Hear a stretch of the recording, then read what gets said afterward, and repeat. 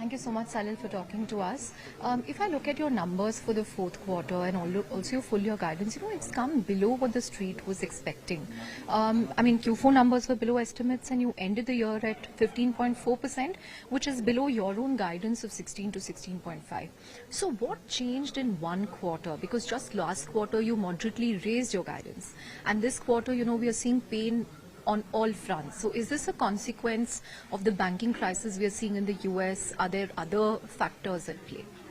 So Chandra, what we've seen is during the quarter, there were some clients on which we saw ramp downs, and in some places we saw a one-time impact with clients.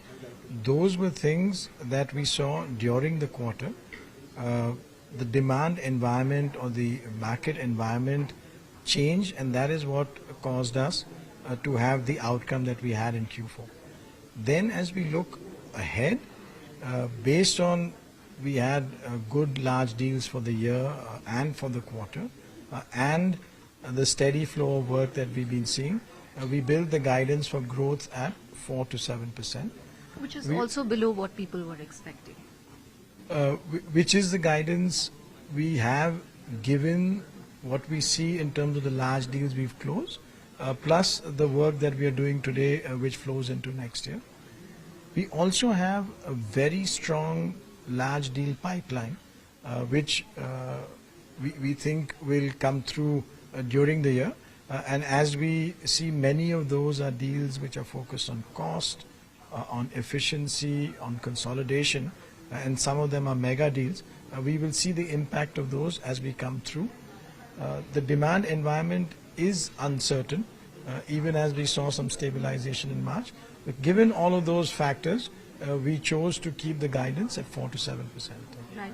Can you give us a sense, Salil, of the headcount numbers? This seems to be a secular trend. TCS also last quarter, their headcount went down. This quarter, they added 800 people. Your headcount declined by 3,000 people in the fourth quarter. And year on year, if I look at the addition also, it's come down significantly. What's happening there? Because the attrition is also coming down. So are you not backfilling employees? Do you have enough people on the bench? Give us a sense of that. And also your hiring plans for FY24, because you haven't given a number there. You, I think, onboarded 50,000 freshers last year. What's it going to look like in FY24? So there, you saw the headcount addition that we had in the financial year 23. With that, with the 50,000 college graduates that we brought in, 51,000, our utilization in Q4 was still lower than what we plan for our business. So we feel that we have very good people with us who can go on to projects as the projects start to come. Given all of that in mind and the attrition coming down, we've changed our hiring plan as the quarter has progressed. Looking ahead, as Nilanjan was sharing, we have low utilization today, and we have 50,000 college graduates that we've hired, plus the lateral people who joined us. We will we have a recruitment plan. We will tweak it as we go through the year based on how we see the demand environment changing. Right. Last couple of questions, Salil. You mentioned that you have a large deal pipeline in place. So does that mean that, we can expect you to take up the revenue guidance as the year goes, something that we've seen in previous years as well?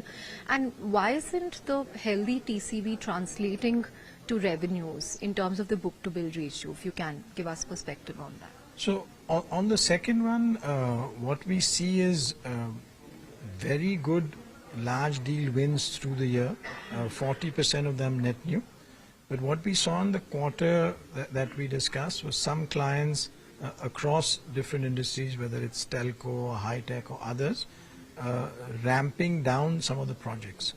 And so there's always some where there's new work starting, and some of that which happened in the quarter ramp down. Those balance sometimes, and we have to take the net of that as we look ahead.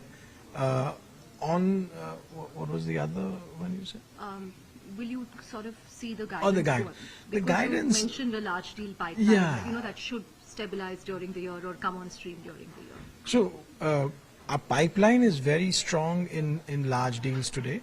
Our guidance is based on what we have in terms of the large deals we've closed in the past and what we see as a sort of steady work that we are driving through various other programs. If we see different things through the year, whether it's the economic environment changing, whether it's some other large or mega deals coming, we will see what we do with the guidance. Lastly, this is something your employees would want to know. What about salary hikes this year? Last year, I think you had an April and a July cycle. What about this? So there again, we have plans within the company to do all of the HR related activities. As we go through it, we will announce them. Great. Thank you so much for talking to us, Salil. 4 questions.